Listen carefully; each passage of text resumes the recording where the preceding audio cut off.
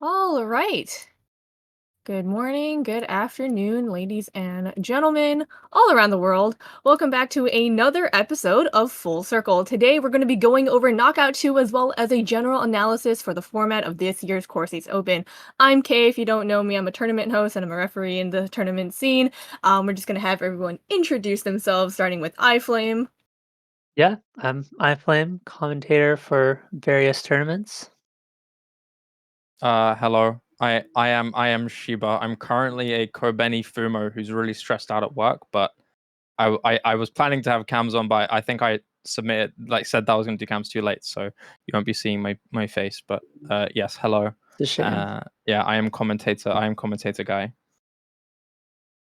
Hey, I'm Miles. I do a lot of stuff at this point. Commentate, map pool, OWC staff at this point. So yeah, glad to be here as always, Kay. Miles is also just a commentator guy. Yeah, I'm a commentator guy. We're all beautiful Voice guy. commentators. Sorry, Just a voice guy is guy. taken by someone else. We're Yeah, all someone But else's big, voice anyways, guy. We're all big hot commentator men. Yes, How absolutely. this works. So You're right. this week we're going to be going over KO2, which occurred last weekend. We're just going to talk about our winners finals match. That's going to be Flopinski versus No Title. That was our winners finals match. That match went 7-1. iFlame, I believe you were commentating that as well. Let's talk about that a little. Yeah, I'm not sure there's a whole lot to go over with this match. It did end up being pretty one-sided, unfortunately. I think most of us expected it to be a little bit closer, especially on Full Circle last week. I think only T1G called it correctly, and everybody else predicted much closer score lines.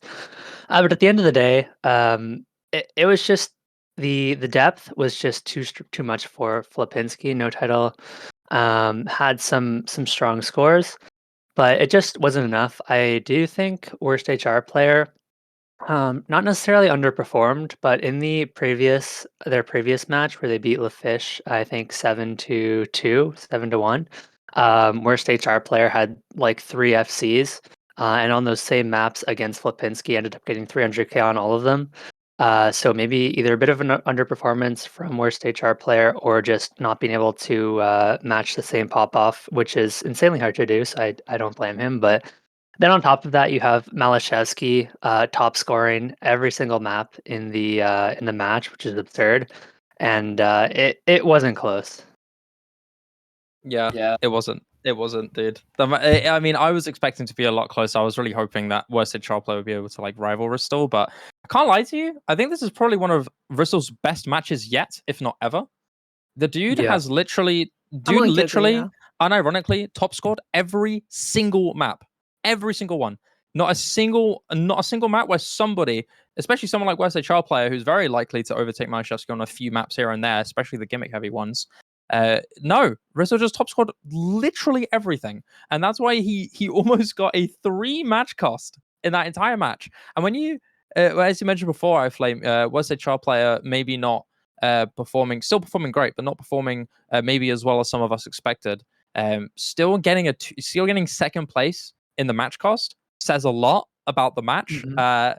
Just generally overall, I was expecting No Title to do a lot better. And it's a shame that we didn't get to see any extra maps that were to come through. But Flopinski and especially Ristal were just so strong. And when you mentioned if a No Title get out depth by Flopinski, that's how you know Flopinski are a whole different like dimension of teams. Like they are a whole different league. I mean, the only map that I would say is majorly notable was the only map that No Title won, which was the double time one, won by 19k, all thanks to FlyingTuna keeping Malashevsky at bay and not even getting a top score at that point. Still managing to get outshined by Ristal, but just barely giving No Title that win. That was probably the only majorly close map. The rest was really basically one-sided, maybe outside of free mod. I think that was free mod 3, free mod 2. Plain Asia, Yeah, I think it was it was Fremont 3. 123k. Yeah. Something along I those don't lines. know. But aside from that, the rest is like 100k, 300k, 400k. Really, it's so dominant. I just think that Flopinski in general has a lot of standout members. I don't know, Miles, what you think. You've probably you've seen Ristel before he became this like tournament alien. So just want to know your thoughts on this entire ordeal and how he like quote unquote rose to stardom. Yeah, I mean, I remember the first time I saw Ristel was back in a tournament called Osu Militant Shop in like 2020 or 2021. My friend Kanyo saw Ristel and thought that was a player I really wanted to draft. This is back when he was way under the radar. People didn't know him. And I don't think Kanyo ended up getting him, but whoever got him ended up having him be a really good pickup. I think buying him for like not as much money as like the other top players at the time. And then obviously, after that, it was just a straight trajectory from there. But overall, for this match, I think Shiba really hit the nail on the head. It was just no title being good, but Flopinski being better. I think no title, you need to give them a lot of props, getting to second place and being considered by a lot of people a team that could actually take points off this Flopinski roster as a team comprised of people only from one country. These are all South Korean players up against a mammoth super team filled with some of the best players from all different countries in the world.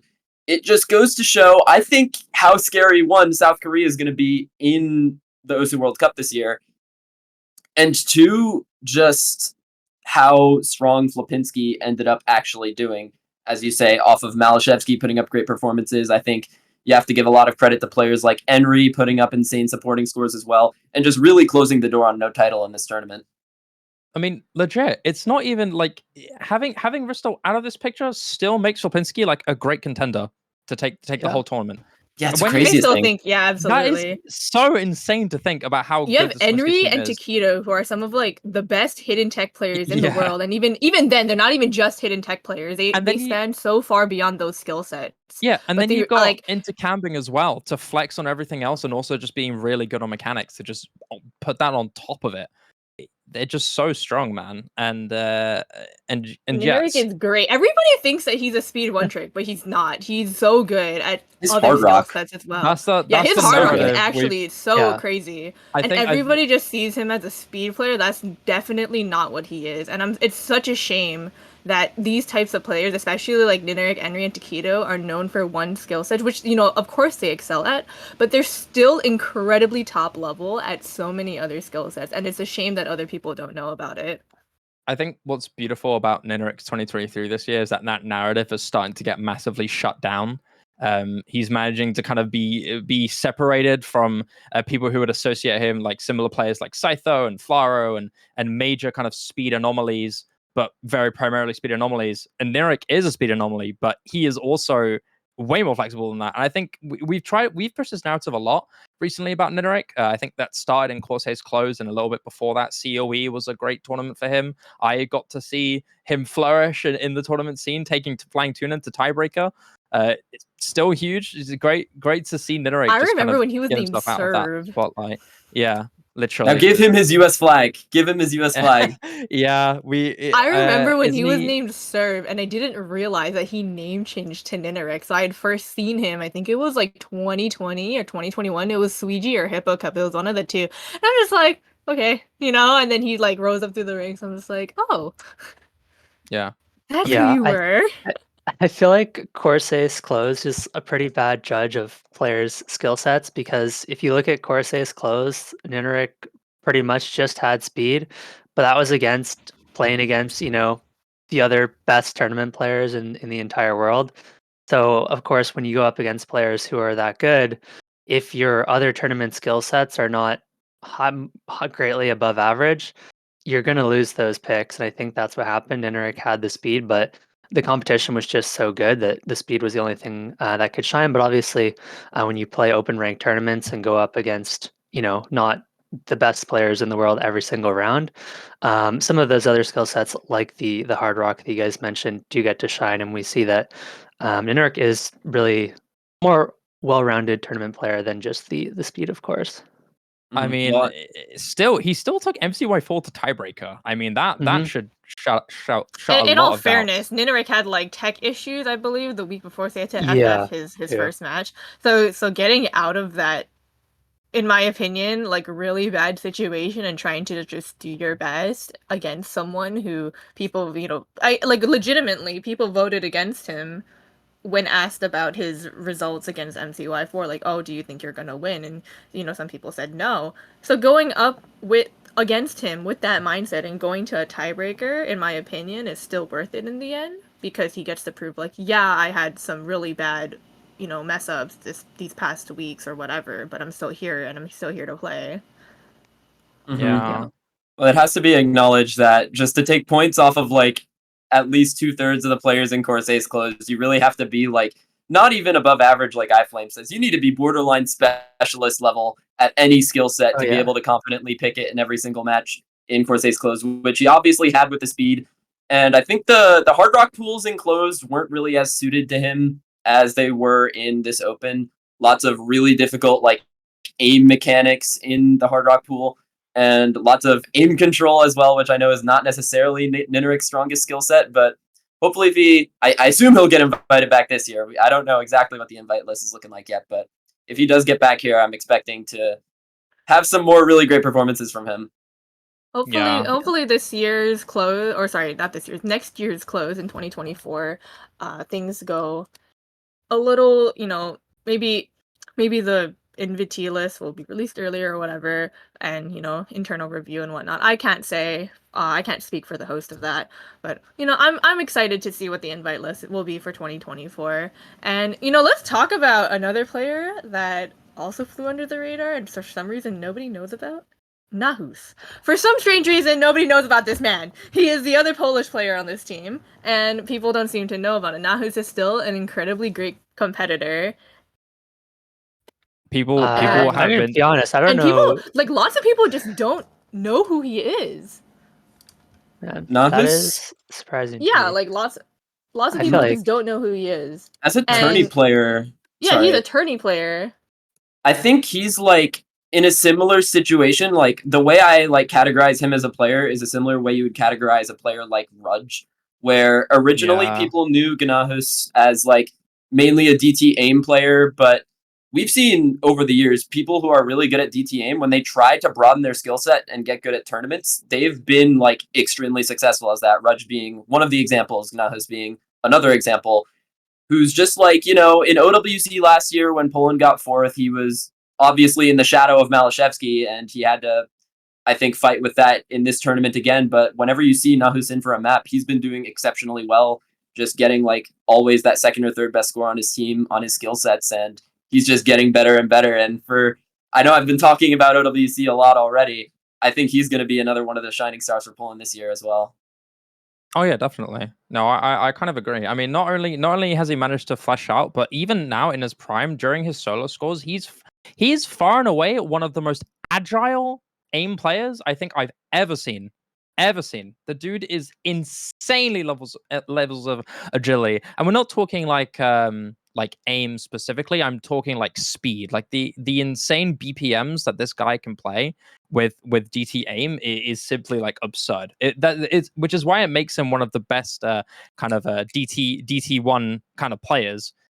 He's one of the first players I should think of for like an all-star DT1 roster, along with players like Emrek and so on. So yeah, I mean the dude is getting the credit that he deserves, I think, especially thanks to this victory on Open. And I hope people kind of recognize how great he is as a tournament mechanics player and how good he is on aim, especially. Because yeah, we've managed to thankfully see loads of players who predominantly were really strong in solo flesh themselves out. It goes back to feel free, because I saw this as based originally, but now looking at it, I kind of agree with it. Blue recently posted a pretty base tweet, according to a bunch of people, saying that people who actually start playing DT folk primarily as their farm tour actually flesh out the best long term in tournaments due to their immediate mechanics boost and how quickly they can improve. I think players like Nelson Rudge, who prioritize DT mechanics and general speed and double time, manage to flesh out the quickest and improve the best. And I think these two are great examples of when, if you start with mechanics, you'll start getting better at mechanics much quicker than if you start with in a different way, slower with different kind of play styles early on. If you know what I'm trying to say. Yeah, I mean it's an interesting idea. I'm wondering if that could have more to do with skull cap as well. Like if you're Oh playing these yeah. kind of much faster DT maps that tend to be, like you said, a lot harder mechanically. It translates much easier to lower star maps that are not necessarily within your original skill set. And I'd imagine this would be much quicker to adapt to. I think that's it now. Shall we move on? I think we've made our peace with this match. I No think so. title, making a great run for South Korea. Flipinski just being super strong. We've talked about some players. Why don't we move on to our third place match then, shall we? Yeah. Oh yes, absolutely. So third place match will be LaFish versus Ramsing. Now Ramsing, under unforeseen circumstances, White Cat can't make it effect. had become one of the one of the four One of the candidates for top 3. One of the top 4 teams. Yeah, I mean, honestly, this was another very one-sided match.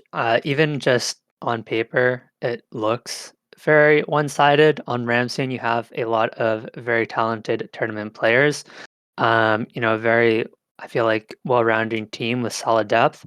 They don't really have anyone necessarily who's, pushing the skill cap quite like Rectagon, like Boshi Man, like really any of the players on the fish, the skill cap is a lot lower for this Ramsing team, and that got exposed pretty heavily in the match. They were able to take, I think, 1 point off, which was nice to see, but otherwise, I think this match went completely as expected. Yeah, the fish are just better overall. I mean, they did get break pointed by Ramsing on the Hard Rock 1. Picked by LaFish, who do have a great Hard Rock aim mechanics team, but I think Ramsing have still made some of their players a great name for themselves. Scrowell and Welter in particular, incredible performances in this match, despite not managing to make a scoreline closer. Scroll in particular getting 1.5k combo, 700k on the Hard Rock 1 in open grand finals. That's kind of insane, not gonna lie, especially when the next highest score is from FG Sky being 460. That is kind of unreal. And Rectagon is not even kind of spoken about in this map specifically. He didn't get a score high enough to kind of be majorly notable. So still, despite LaFish kind of being overall just much more consistent and much more deep and much more dominant, they still had some shines of greatness, So I still want to give Ramsing like a little bit of a round of applause, but there's not really much you can do, especially considering that a lot of people expected them to go out in knockout 1 against Titan Hollow before the thing happened. And Ramsing were kind of shoved into the deep end and facing up against the next hardest team.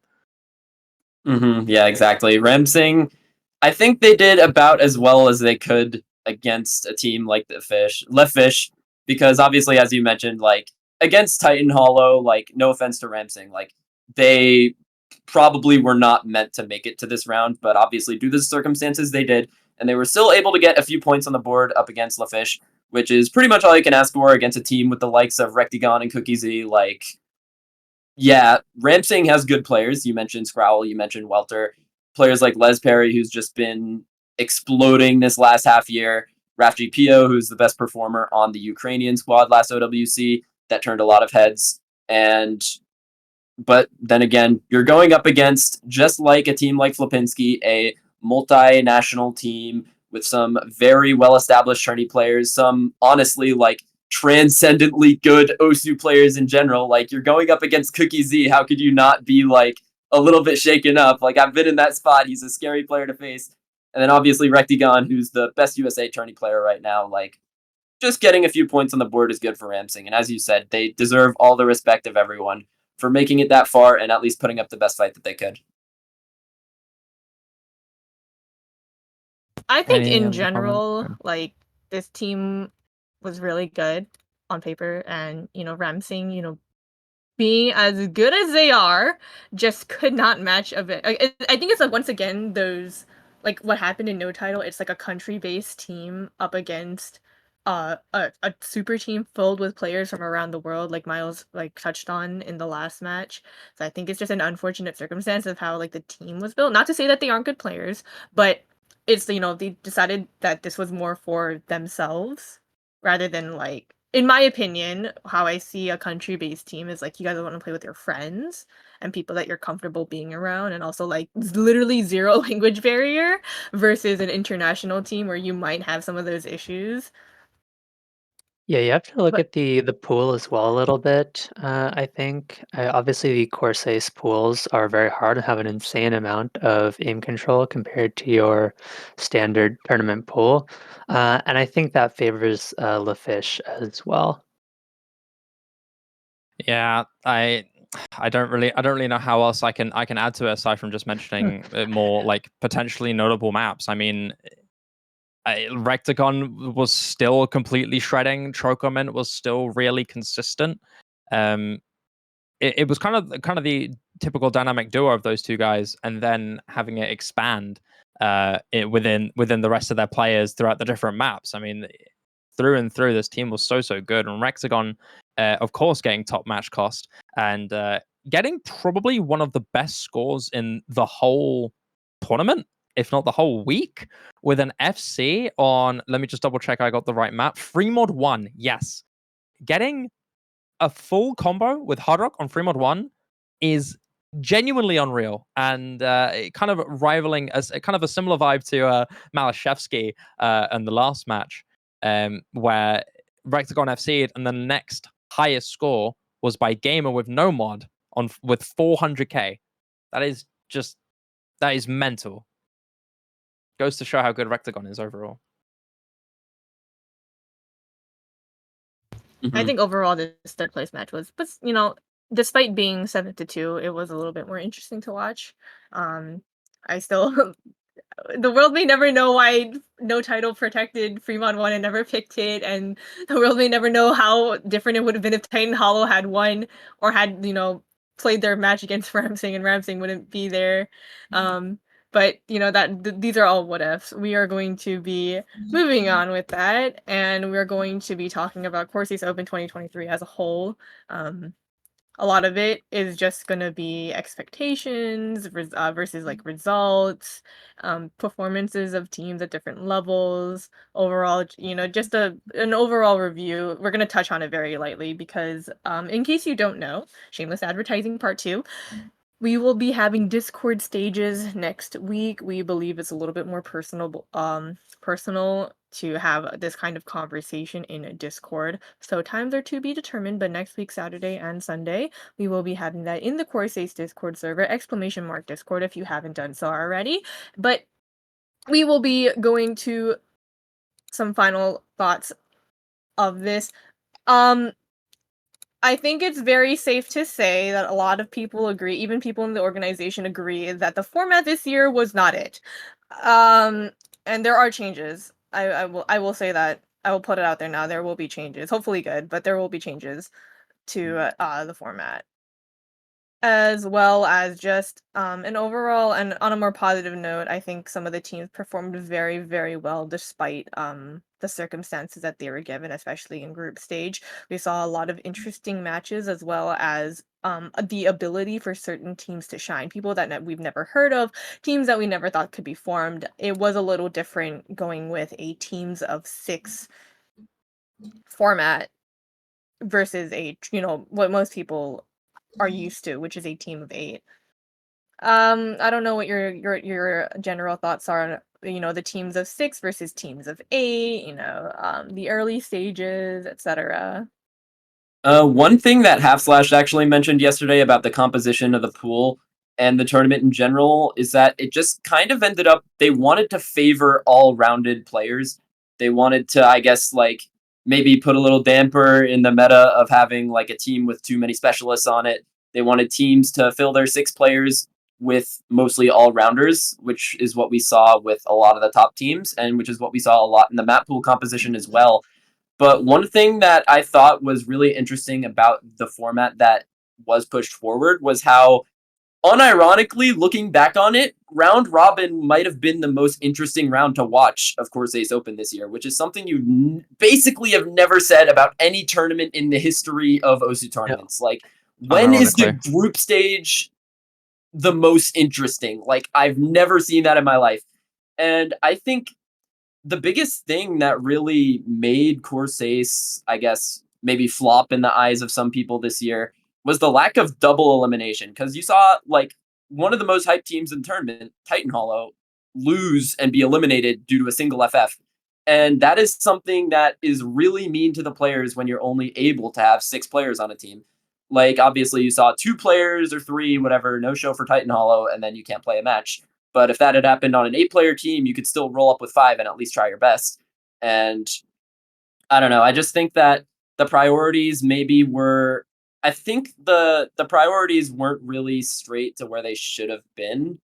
But definitely, with the amount of work we see being put in Corsace, obviously all of us being internal in some way or another, obviously, the feeling is there, and we're hoping they can fix it up for next year.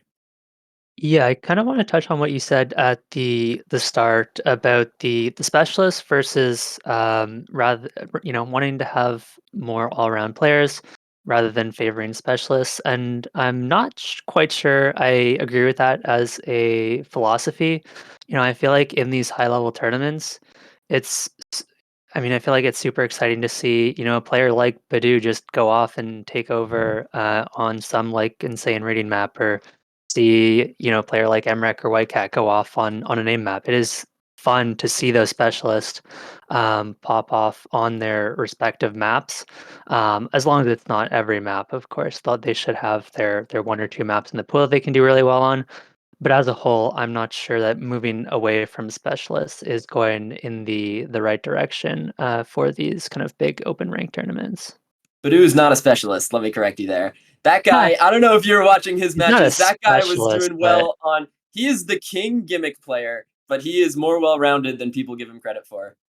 he is very well rounded. But he definitely, like, he's well rounded, but he is far ahead of the competition on reading, whereas slightly less so on his other skill sets, I'd say. Yeah, that's fair. But he was putting up stuff on like things, or putting up good scores on things more outside of Mhm. that gimmick skill set, like FCing Nomad 1 in, I think, KO 1 on one of the pools, and top scoring the lobby by a bunch. I commentated that match. That guy was just popping off on that pool. Yeah, Badu played really well on Knockout One. I remember that for sure. I think what makes Badu appear to be a specialist to other people is that not only are his strengths very obvious, but his weaknesses are even more obvious. It's very clear that Badu is not a stream or tapping stamina player, but legit everything else, reading, aim mechanics, um, aim control, reading is gimmick, tech. It's so Aim many strengths that this control. dude has. I mean, the guy, yeah, aim control. The guy is just a freak. I think because his weaknesses are very obvious, though, people often think, oh, he's a specialist. But I definitely see people's views when they think he is, but he really isn't. The dude is an absolute maniac. I can definitely attest to that, Miles. Yeah, I mean, I yeah, go ahead. oh oh yeah, I want to think that teams of 6 was not the move. I personally think that if you have specialists, you should use them. And even then, teams of 6 relies more on team availability, which some people genuinely don't have, and it also relies on you to know your players well enough that they'll actually show up to matches and, practice or whatever, and so each person counts more. In a teams of 8 situation, you're allowed to have at least, 1 or 2 people missing, and you'll be fine because you have an additional 2 to, kind of pick up the slack. That's not the case here. You have people forced to be iron, like you're forcing teams to be in an Iron Man situation in a teams of 4 in teams of 4, or sorry, 4v4 teams of 6. And it's not, in my opinion, it's not fair, and it places a lot more pressure on each individual person. And even then, the whole all-rounders versus specialist things, I don't think, as great as all-rounders are, they have plenty of tournaments to shine. They have 1v1s, they have 2v2s, they have so many smaller team sizes where they can truly show the power of their all-roundedness. And teams of 4 should be focused on your specialties. That's just my opinion, which people are free to disagree with. And in turn, the team size should reflect the willingness to let specialists shine and the willingness to put specialists on a team. I mean, it's a fair argument. Like I can kind of understand it, but I think the reasoning why partially they went for it was to reduce the abundance of overly dominant super teams. Granted, unfortunately, it didn't work out as hoped. But for example, if you give a team more slots, Flopinski can just, for example, take Karcher and Rectagon, for example. They give themselves 2 extra superstar players, and that makes that team even more dominant. And that just makes super teams really broken. So they can either take their cake and eat it too, or they can decide to be risky and take specialists. If you're a team like Lipinski who are dead set on literally becoming the god team of OS, you are not going to take that lightly, and you are going to take the singular best players possible to make your team even more broken. So although it's a very valid point, and I can understand that, most teams, especially the best teams, are not going to simply think, oh, let's get a speed player, when instead we can literally get one of the best players in the world at everything, especially when this pool is catered to all-rounders. But here's the thing, is that super teams will always exist. It doesn't matter how much you cut the team size. It doesn't matter how much you change the format. A super team will always exist, and a super team will always exist with the best players in mind for whatever reason. And they're built to win. And I don't think that any sort of team, in my very personal opinion, I don't think any sort of team size change or whatever is going to change that, because of if anything, I think a larger team size gives the opportunity for bottom matches to be more interesting. And I think my personal opinion, which is probably wrong, but from what I've seen, one of the main reasons why the lower matches were so uninteresting was, number one, because of the whole power seeding system and single LM. That's part of it. But also the fact that lower teams don't have the luxury of having as many people who are good at many skill sets. If anything, there might be more specialists in the lower ranks. In contrast to the 1% of the 1%, you have people that are good on everything and can pop up here and there. So with the philosophy that you're minimizing the super teams by cutting down members, you're also minimizing the lower end teams that could possibly have a chance of taking 1 or 2 or 3 points on said super teams, because you're removing those 2 extra players that could actually help, vary the skill sets or have more variety in the skill sets.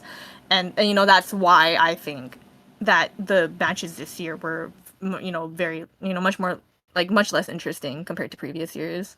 I feel like that's part of it. Or sorry, I'll let you go first, Miles.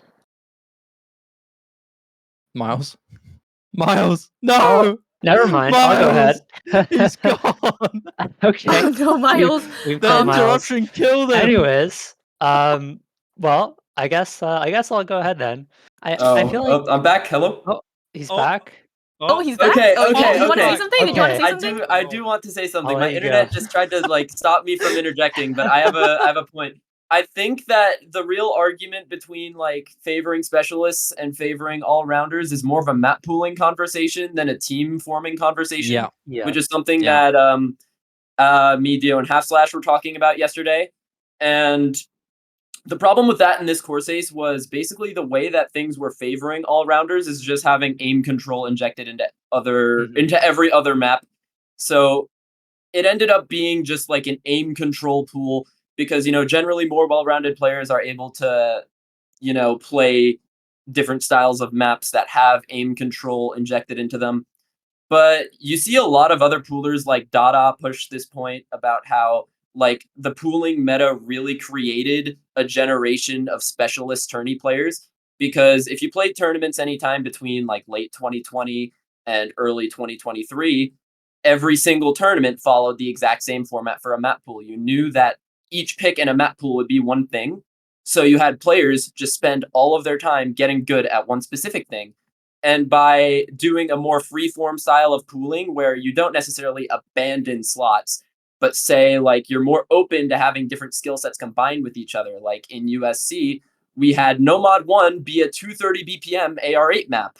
So one, you had reading players who can't tap and tapping players who can't read, and the type of player who could play that were mostly all-rounders. So where I think Corsace failed in the pool was that they weren't really combining like opposite skill sets with each other, skill sets that aren't usually like put with each other. It was just everything at freaking aim control. Ah, And I yeah. just think that by like being more willing to like combine other skill sets together, make more interesting maps, you end up creating more well-rounded tourney players. But the way that we did it this year, you just had more aim control players popping off.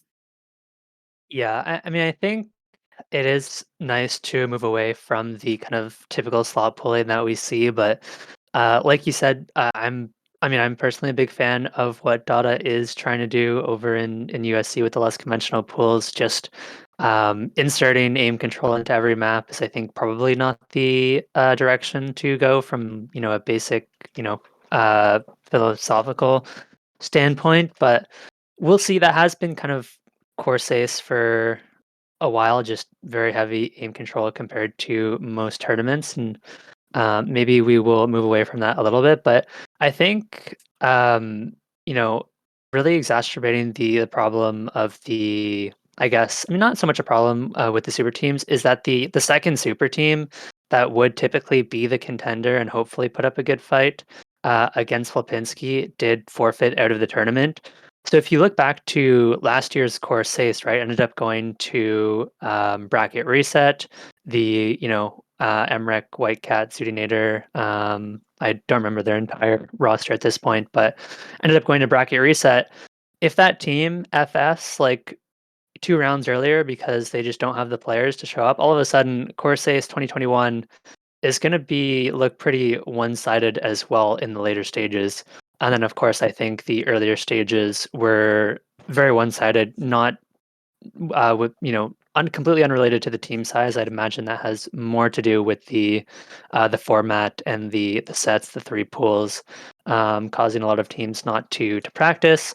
But then it's tough, right? Because the changes all tie together, right? Like three pools is a ton of maps to practice, so a lot of teams didn't practice. But having sets doesn't really make a lot of sense if you're just going to play the same pool every set.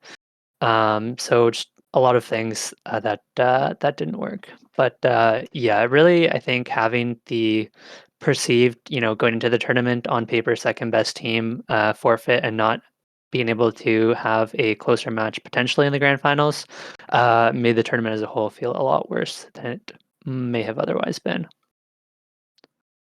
Yeah, I mean, it's kind of course, great intentions, but definitely not only. I think things did not mix in combination very well. You know, Yeah. my mindset is that if you want to make matches more entertaining and more exciting and not as one sided, that was the goal. That was part of the goal, right?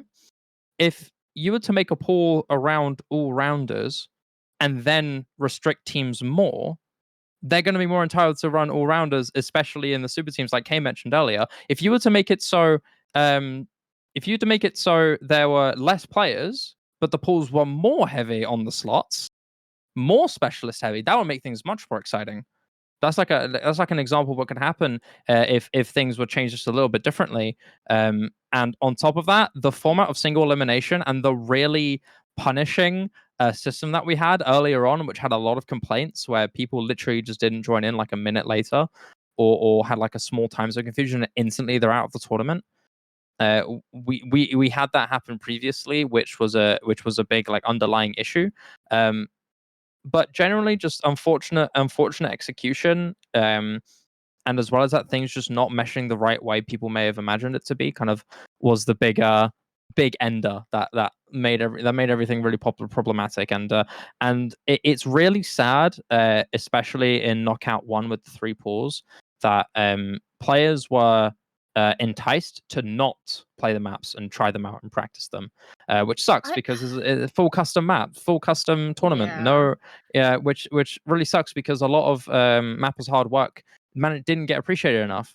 And The issue also is that with a Oh. tri-pool system, when you have 30 maps, it's well, I would assume from a player perspective, it is a lot to handle. You know, like let's say we averaged at like 3 minutes. If you wanted to do one run through of every single map, that's at least like an hour and a half of your time. You know, Yeah. and even then, just you had smaller opportunities to play a certain pool. Like it's like all of the KO1 matches went to 2 sets, and most of which were 4-0s. So like you kind of just like if you practice a certain map or a certain pool, the chance of it getting played was a lot lower than in a traditional pool, and so like your practice quote unquote went to waste. And uh like Sheba said, it is a shame because so many like all of the maps are custom. And the issue is of course like you can't really give feedback as a player. Like if you are a player playing in Corsace, you can't give feedback because the pools will not change. yeah, The This you pools is will you not change. It is custom. Like you're not gonna tell a mapper just be like, yeah, so we're gonna be changing up the skill set. Like the Nomad one didn't really work out last week, so we're gonna be changing. Like you can't ask them to do that. That's not how it works. And that's what makes Corsace unique, because we like Corsace has the manpower and the team to make these custom pools happen. It's like, I don't know, I think the count was like 80 something, 70 something, I don't remember the exact number, but to pump out that many maps, it is a huge logistical Huge. thing. And I give Yeah. major props to Half Slash and major props to the Q8 and the mapping team in general, because to handle that many people and to go through and run checks on all of those maps is a huge logistical feat. And of course, like if players are unhappy with a pool, you can't just go and change it last minute. That's not how this works. Unlike other tournaments where you have an open map pool feedback channel where it's like, yeah, I feel like this week's whatever was too hard. I feel like this was too easy, and then you can adjust balancing for the week after. You can't do that in Corsace. You can't. Yeah, this is another thing that we discussed in our podcast yesterday with Half Slash and Dio. But one thing that I'll say, I'll try to be a little bit contrarian here, is are we meant to just appreciate how Corsace is doing this with the map pool and not hold them to a higher standard? Like, Corsace has had some, to put it Ooh. lightly, a little bit blaring No, problems with the map pools in the last few years, with like in years past Gimmick being way too hard, this year having too much aim control in the pool. And yes, it is a logistical nightmare as someone who's worked with a lot of customs before. And we were talking about the feedback system yesterday, about how we had a form that was released at the end of the week, and not many people filled it out. But where people did fill out their opinions on the map pool was a feedback channel that was opened up at the end of the tournament, where people were sharing their opinions mostly on how there was way too much aim control. But Yeah, I like, mean, I think we just need to hold Corsace to a high standard. As high as the standards already are, I think the standards need to be even higher when you have a fully custom pool. And I For don't sure. think it's like an excuse, I guess, just because you Yeah. have all these logistical challenges. Like the map pools still need to be good. This is like the defining tournament of the year, other than OWC. Why shouldn't it be like a standard setter for map pools? yeah, and no, oh, no, go Yeah, on, that's go on, fair. Austin, That's a go fair on, okay, go on, argument. okay. go on. Yeah, and okay, to add to your point a little bit, just from a purely player perspective too. I mean, back when I used to play tournaments a lot more frequently, I didn't care, and I imagine it's the same for a lot of players, but I didn't particularly care, whether a map was custom mapped or not, as long as the pool is good, as long as the songs are fun to play, pool is relatively enjoyable. And I imagine, given the choice, players would take a balanced pool over a pool of full custom maps. Now, if that's assuming it was one or the other, the goal is obviously to have both. So which is hard to do, to be very fair, but yeah, it's a I tough mean, And balancing act. One good thing about the pool is I think a lot of players actually enjoyed the maps they got to play. Yeah. I heard Yeah. loads of players say they're having a lot of fun. So that's the big confliction, is that with competitive integrity, it is not working at all. But Well, I with think the issue is fun, also which is like, with fun, Oh. which is what they wanted to do, yeah. it did work. So it's a Mhm. little conundrum. And when I just thought I'd also add, when Miles said that we should hold them to high standards, yes, I do agree. I do absolutely agree. But we should still appreciate the massively appreciate the hard work they put in, because that many pools and that many mappers, and the tragedy that so many maps got missed. It is still crazy. But you are right. But you still have to think that they are in a bit of a tough situation, because they've gotten negative feedback from a competitive objective standpoint, but from a subjective standpoint, from players' enjoyment, it was actually a bit of a success. Yeah, I think that's the issue, is that a lot of the players did think that the maps were fun, but like like you kept reiterating. But for the purpose of a tournament, would you say that this was a yes or no? And that's the defining line that players have to draw, is like, oh, do I think it's fit for a tournament, or do I like it because it's fun? And I think that's where, like, you have to really make the line between your personal bias of how you like the map and if you would play it in regular solo play versus like how you would feel about it in a tournament with, you know, X amount of other maps in the map pool. And I think that's really hard for players just in general, and also just hard in general, like for from map pooling in like too.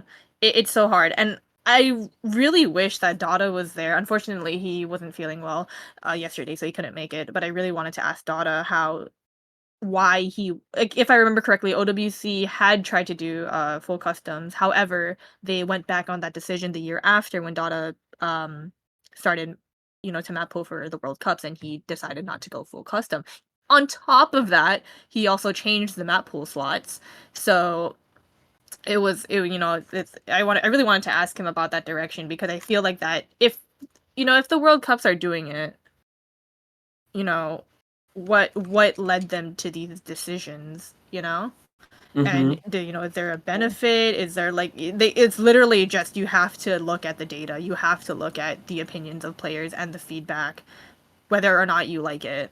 That's just my opinion, because how else are we, like, if you're in an echo chamber of just like this wall between you and a player, I feel like that's not very constructive. Now granted, map pool feedback channels have been notorious for Ah. being like this cesspool of toxicity and nothing good, and I absolutely agree. However, I feel like in something like Corsace, players should be more sensible with the whole, what Miles said about us being held to a higher standard, which I agree with, we should. But that doesn't mean that people should use that against Corsace just in general, with the whole higher standard thing, and it should, really be like an objective versus subjective argument when it comes to feedback. I Unfortunately, I just think it's harder for Corsace to adjust pools according to feedback, because of the fact that, it's it's all customs. But whoever can answer that logistical issue, that's like the $1 million question. Like, how do you handle that? How do you get mappers to change stuff I in can, an hour? I'm sorry, In a Kay. week. I'm sorry, Kay. I am roaring to go here because I Ah. know the Yeah, go go answer to go. both of your questions. The thing for Corsace is, I think that at least when talking to Half Slash yesterday, I think that Corsace, one reason why they don't really change, or I say they don't really change, obviously, with like a little bit of a grain of salt, because obviously things do change, but as much as things change, they stay the same. And that is because Corsace has a distinct identity in the tournament scene, as they are the guys who do the 100% custom pools. And I could tell you why when Dada got on OWC, they shifted away from that, is because OWC is not trying to use that identity. And OWC recognized the problems with trying to utilize 100% customs. Because when you're doing that, it's just harder to apply feedback both internally and externally. Because obviously, when the poolers can't always control the mappers. Like, say the poolers have a vision for what they want to do for a map pool, and then the mappers, if you're doing 100% custom, the map poolers will push out maps. They'll push out like the 20 whatever maps you put in a map pool. But then if the pool needs to get released in a week, say just a quarter of those maps aren't what the poolers want it to be, then it ends up being an issue. And when you have 100% customs, do you really have the time to mod all of those maps? It was a huge problem in 100% custom. And that's why they started to pivot more towards a hybrid type of map pool, which is, I think, what more tournaments are trying to go towards, especially non-Corsace. And I mean, obviously, Corsace, like, the poolers can do whatever they want. Whatever they want. Like, Half Slash has been doing it for years. He's the most efficient guy when it comes to making these kinds of customs. And as much as the problems they do have, it is 100% Corsace, and that is the vision that they had for the tournament. So, as much as you want to hold them to a higher standard, that's just what Corsace is and what it has been. While Yeah. OWC has more taken up the mantle of the tournament that's trying to define the meta and has done so year after year. Yeah, and just to add like a small extra note to what you said, not only is it difficult to have all of this planned properly and modded properly, but on top of that, there are certain skill sets. If you wanted to emphasize certain skill sets, some skill sets mappers just don't want to map. You know, there are some mappers that simply just don't want to do speed. They don't want No to mod do 2! just James. They don't want to do No normal what? twos. Okay. There are some skill sets that are essential in tournaments that mappers, especially custom mappers, that are willing to do this for you for free. By the way, this isn't like a paid thing. People are doing this voluntarily out of the love of the game. Keep They're in not going mind to all opt OC in to. tournaments run at a loss. They're not going to map maps for a skill set that they don't enjoy mapping. Otherwise, they just would have opted out. They just wouldn't have done it. And that's another part of the issue with full customs, is that there are some necessities in map pools that can't be fulfilled because no one wants to do them. Man, just have to hold them hostage. It's the only solution. Yeah, put a gun True. to the head, map it now. The mafia knows where you live. Anyways, after a very, I think this is one of the best discussions that we've had in addition to yesterday, on Full Circle, just talking about this kind of stuff in general. But moving on, first of all, thank you everyone for joining us so far, and we're gonna get into the area that people really wanted to see. We're gonna be doing our player interviews. Now, first up, you guys know him, you guys love him. He came back from the Korean military. We have FlyingTuna. Now, FlyingTuna, FlyingTuna, if you could introduce yourself, please. Hello, I am FlyingTuna. Finished military service a few months ago, and I'm trying to get everything back related to OSU skills and stuff. Yeah. Yeah, I mean, welcome to the podcast. Of course, huge thank you for coming on. Make sure you check out the socials, which are on the screen. Huge congratulations on second place, by the way. A very impressive finish for you guys. How did you feel about Corsace Open as a whole this year? You know, the matches, the format, Well, general thoughts.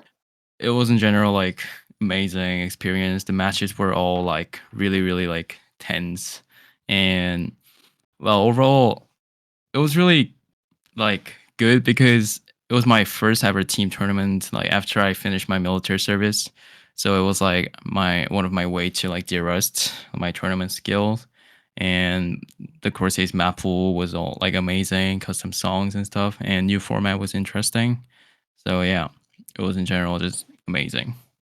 Yeah, Corsace is definitely one way to jump back into the tournament scene. Glad you enjoyed the pools, of course. Now, you mentioned coming back from military service and de-rusting a bit. Have you been doing anything in particular to de-rust, or just playing maps you enjoy and de-rusting that way? Like de-rusting and enjoying the game in general, like at the same time, specifically speed, because it has been like my flaws, like one of my really like weakest skill set. So I've been grinding on speed so that current PP meta is some speedy meta, and also South Korean roster. I personally think one of the weakest skill set we have is speed. So I'm trying to like fill the roster for speed. Yeah, and it has been going really good. So yeah. Yeah, I mean, that would be a huge weakness to shore up for that team. And to kind of follow that up, what are your Yeah. expectations for OWC this year? Obviously, with you returning the performance of Karcher and Worst HR last year, I know there's a lot of big expectations for the South Korean team. Are there any kind of new South Korean players to watch out for, or is it the same similar to the teams we've seen previously? Shortly, we are winning. We need to win this There you year. go. We are winning. This year or Let's never, go. I think. So, well, about the new South Korean players to watch out, it's like, well, yeah, Karcher, Warshard player, they are insane. They have proved insane performance last year. And the fact that recently I played a lot of like Korean tournaments, like 1v1, and I got destroyed by many Korean players, which actually have never happened before my military service. So that means that like I have so many backup players that can perform well, even better than I do. So it's really good. And I feel like Persia and Zaysen, Allegrissimo, they are really doing good, especially Zaysen, who used to be known as a speed player, but recently like popping off with like high CS, hard rock type of map set. So yeah, I think those three players that I want to mention. Yeah, that's all. Yeah, they've been looking fantastic recently. Now, you mentioned a couple times coming back from military service. Outside of course, winning OWC, are there any kind of goals generally or OC-wise that you're working towards now that you're out done with your military service?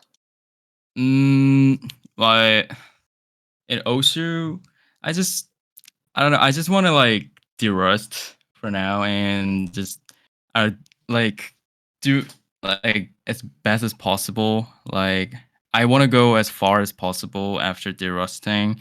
Like probably planning on farming maps as well, like I used to do before, and maybe like getting back to top 50 at least. Yeah, and also about the tournaments, I am planning to like play a lot of like many tournaments possible, like batch farming. Yeah. So Sick. yeah, it's Mm, gonna be the same like before my milit- military yeah. service. Yeah, pretty much. Yeah. Yeah, looking forward to seeing you back in tournaments. To pivot away from OSU a little bit, I heard you're in Bulgaria at the moment. How are you enjoying Bulgaria? Is there any favorite foods from Bulgaria? Oh. Uh. Well, yeah. It is like my actually first trip like outside of Korea, and Bulgaria is just amazing. Like everything is pretty, and I think the favorite food is with banitsa. Banitsa that my girlfriend Annie makes for me is insanely good. So yeah, I'm enjoying this so much. Sadly, I'm gonna go back soon to South Korea. I do miss South Korea, but yeah, Mhm. No, that's cool. The first trip out of your home country is always a ton of fun and a cool new experience. But yeah. otherwise, was there anything else you wanted to say to the viewers before we end off the interview? Wait, I have one more question. I have one more Oh, question. I have all one more right. question. Shiva has something. Sorry. So, Tuna, hello. Yeah. I had the joy of meeting you and seeing you play at COE. Um, and I remember having an interview with you before your match against Krilla. I remember Yeah. you telling me that one of your like big goals of D-Ross and coming back to tournaments is fixing your mindset and improving how you kind of process your thoughts in tournaments and your mindset once playing. I know you said that it improved during the COE finals. Would you say Open has made a bigger impact on your tournament mindset as you're starting to kind of grow yourself back into it? Oh yeah, actually, the course is open. As I said, it's my first team tournament after I'm done with the military service, and I feel like it really did big impact. Like brought a big impact to me. About well, I do still get nervous, like a shit ton of like matches, but I feel like I am slowly getting better. And because it's team tournament, like teammates like cheering up each other, and that actually has helped me a lot when it comes to performance. So yeah, I think it like yeah, it actually brought a really big impact to me Yeah. during the Have you? courses. Is there anything that you've any philosophies that some things that you would tell yourself that you didn't before? Kind of Mm, you know what I mean? What would be kind of the things that you've learned? What would be some of the tips you give yourself as you're playing well, to help with your mindset yeah. when playing? Well, before my military service, when like the last tournament was my OWC 2021. Yeah. till Okay. then, I used to tell myself like and pressure myself by saying, "Oh, you gotta carry." Like you gotta carry because if you don't get good enough score, you're gonna lose. Like that's how I used to tell myself, and that's how I pressured myself and perform well. And now it's more like, well, even if you miss, it's fine. Even if you don't get really good score, your other teammates are amazing. They're gonna carry me. So that's how my mindset kind of changed, and that is actually helping me. Yeah. Very, very Yeah. nice. All right. Well, thank you again. Was there anything else you wanted to say to the viewers before we end this one off?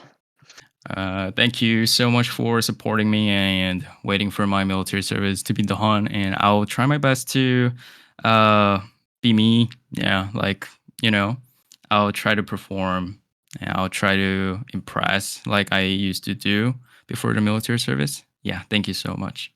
Yeah. Tuna. Good luck, Tuna. Yeah. Yep. If we can Tuna. get Tuna's socials on the screen one more time. Wait, Huge. Tuna, Oh, 잠깐만. 이거 말해봐. 아? 원래 한국 팀에 네. 열심히 해요. Wait, do I need to say that? 아니? Uh, That's yeah. just for me to say to you. Oh, okay, 파이팅. okay. Thank you. all right. 고맙습니다. Thank you. 잘 가.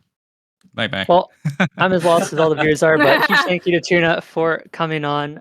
Greatly appreciated, and good luck in all of your future tournament endeavors. Now, I'm going to throw it over to Kay, who is joined by Intercambing for our second interview of the episode. Good morning, or sorry, good afternoon, Intercambing. Hello, how are you? Hello? Buena, Hi. yo. What's Buena. up? Hello. So, how did you feel about Corsace Open this year as a whole? Also, congratulations on your win for Corsace Open this year. Thank you. Well, the thing that with this Corsace Open is that we waited so much to play because of the round robin and the round after. It felt really long. Like, I don't know. Maybe I didn't like that much because you qualified for that, and waiting for you to play it with 2 weeks, it's just I almost forgot about it. you know so yeah, that was my main concern with the round robin and the top 8 seeding. Like asleep on that round, and I didn't play the map pool on those rounds because, well, my team wasn't for them on that round.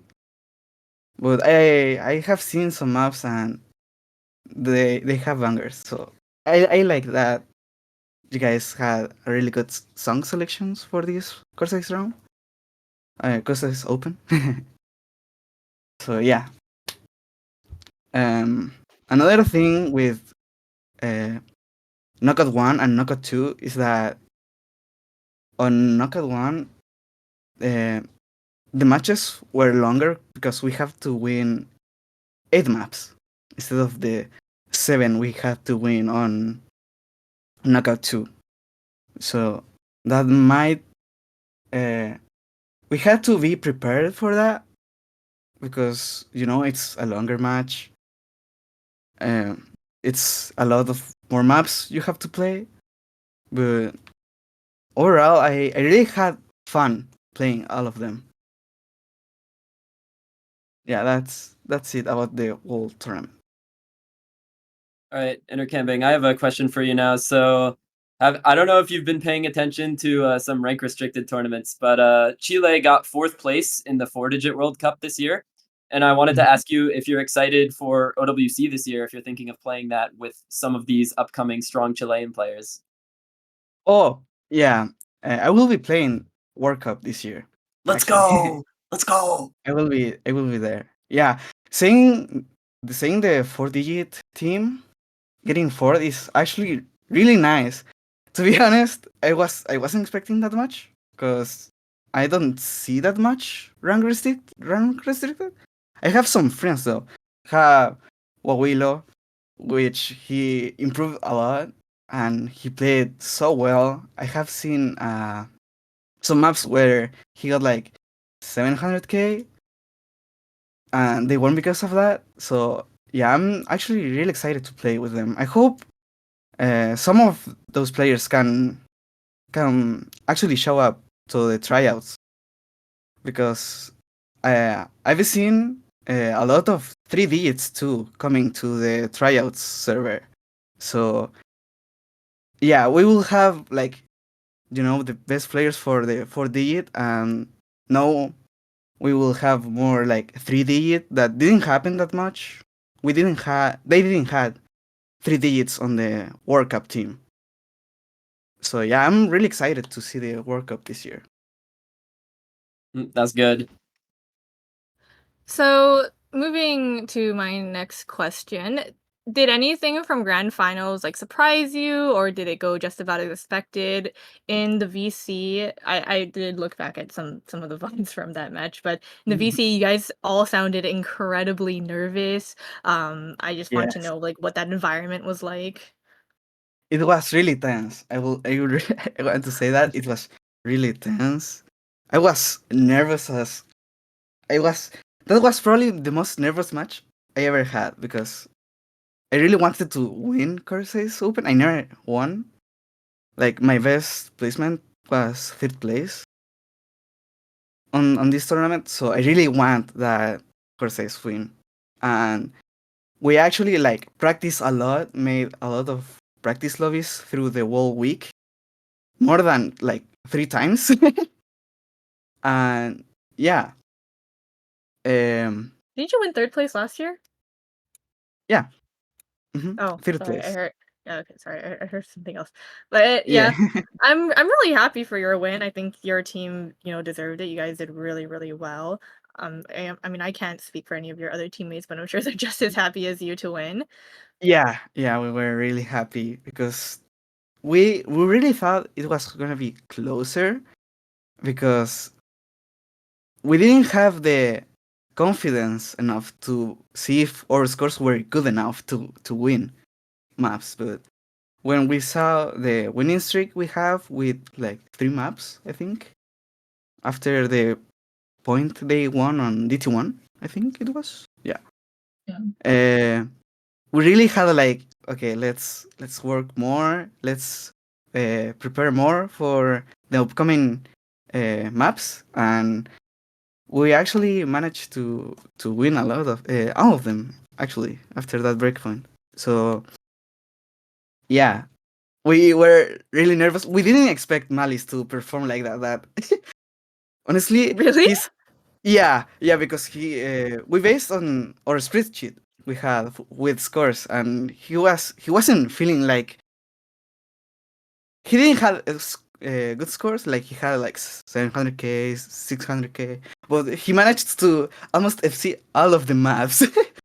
We were like, yo, what is this guy doing? He's not human. That's what I said when we were playing. Oh, So well, yeah. what are your general thoughts on super teams and just overall the concept of we touched on it earlier in the podcast. I don't know if you're watching, but Yeah. we touched on teams of 6 versus teams of 8. Do you think it makes for stronger super teams? Do you think that the super teams remain the same, or, like what is your opinion on that? Mhm. Okay, wait. So teams of 6 really feel like you can, if you have specialist members like, I don't know, like DT only players and hard mains, I think it will be hard because they will have to fill in a 4v4 format. So I think that's a concern I had with teams of 6 4v4. I thought at first I thought it was gonna be 3 versus 3 actually, but we were surprised with 4v4. But yeah, I think in since it's a lot of players in one match, like one map, and you only have 6, you need to have a rounders like needed, or just to fill that fourth slot for the player. So yeah, that's about it. I think you can create more super teams, but it will be harder uh, to see what player you have to put in a map, and also the time zones Oh, right, time. availability too. You know, because we had for our case we had Henry, who is like he lives in Asia, and also me, who is like in the other side of the planet. You know, we have like 13 hours of of difference between time. Uh yeah, we had problems making to some matches. Like I had problems with the knockout one, but we could manage to uh, make playable for that matches. Yeah, I think that's Are the oh, main problem. The time zones. I see. Mhm. Well, hopefully, we're trying to mitigate that with the team time zones just to, force players to kind of like, pick and choose where they want to play and which players Mhm. they want to play around. So that was kind of the driving factor that I believe to be. Are there any goals that you're working on, either tournaments or just OSU or IRL? Mm, well, for now, I it's the World Cup where I want to work the most for O's and tournaments especially. I don't think I will be like playing solo though because I am really busy with my uni stuff too. I am finishing soon that, so I don't think I will have time to play more the game, sadly. That's unfortunate. Do you see yourself Mhm. like quitting completely after uni, or are you going to continue playing after the World Cups, like in other community tournaments, or is it just kind of like this is just your one goal, and then you're satisfied after finishing that? Mm, I don't think I will ever quit this game honestly because every time for time I always find fun on it, you know? I think that's something that it's not a reason that I should quit something. If I ever fun on it, if I ever had fun on something, I will never quit that. That's my thing. What is your do you have any favorite games outside of OSU? Yes, I have a lot of favorite games actually. One of them is O's, obviously, and Pump It Up. I This is where I like I have spent my time mostly going to the arcade and playing Pump It Up. It's really fun. I have met so much people on that. It's actually crazy, and I love it. I actually Oh, so love it. player touches grass for one rhythm game for another rhythm game. You heard it here. You Yeah. heard it here first, folks. Touching grass on the way from one rhythm game to the other rhythm game. Yes. Exactly. Yes. Incredible. Incredible. Um. Yeah, that's about it. I also play this league, but that game is trash. Not gonna lie. League of Legends. League of Legends. Hell League yeah. of Legends. Don't ever play that if you want to be sane. Yeah, you heard it there, folks. Intercambing said, "Don't play League of Legends." Top 50 OSU Don't play player. it. No League of Yeah, take it from him. He's a Corsace Open champion. Take it from him. Don't play League of Legends. Exactly. Yes. Miles Cam's gone. Oh, Miles Cam's Oh back. no. I'm back. I'm back. Miles, no, he's back. Oh, Hello. okay. Hello. He's back. He's back. He's back. Well, Inter, do you have anything to say to the viewers? Is there any? Okay, actually, you know what? I have a better question.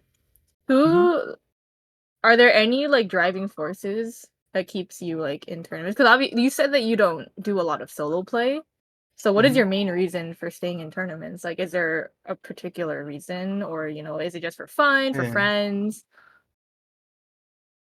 For friends, especially friends. I have like I have made some really good friends in the tournament scene, and every time they like ask me to play something, I'll say, "Yo, I'm down."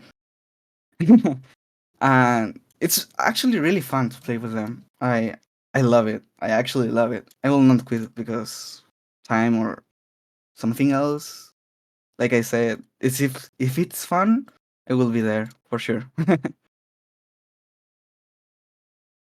Are there any community tournaments that you see yourself playing, or that you look forward to? For now, uh, after the World Cup, I don't know if there's gonna be uh, another tournament, but probably I will join them if I have time. Would you play Corsace Hopefully, Close? Hopefully, of course it's closed. Hopefully, If you got we an need invite to hopefully. Corsace Close, did you join? if I had an invite, I will play because I didn't play this year. You know, Epic. so I I will Did you practice? improve. So yeah, I will practice for that if that ever happens. Okay. Well, is there anything else that you want to say to the viewers? Is there anything else you want to say to like any of us here before Uh, we close things off? no, just thank you guys for having me. It's really fun to do this. It's my first time, so Thank you it's for coming, actually good really sir. fun. Thank you for coming, Thank you for coming on and hanging out. Mhm. That's cool. Yeah. Anyway. Yeah, so if you guys don't know already, follow Intercambing on Twitter, follow his Twitch, there's his YouTube, and thank you once again so much for being here. Congratulations on your Corsace win. Now, before we close this episode off, I'm going to touch a little bit on some discussions on 2024. 2024 is, we're going to have a way more in-depth discussion next week Saturday and Sunday. And that's just gonna be on our ideas for Corsace Open 24. We did rework a new format that hopefully should be in the same time frame but work out better, given the feedback and observations that we had this year.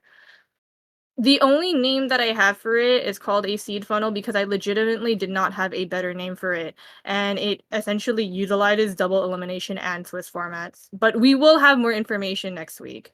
So if you haven't joined the Discord already, join the Discord and we will present the format there and have graphics for it and all that. We just don't have them here and it's very hard to explain using words. So if you are interested in that conversation again next week Saturday, next week Sunday, please join us on the Discord stage. !Discord if you haven't joined. Now, with that, thank you everyone. Thank you Shiba, iFlame, and Miles for joining me. Thank you Cabo for streaming. This has been another episode of Full Circle. I'm Kay, and I'll see you next time.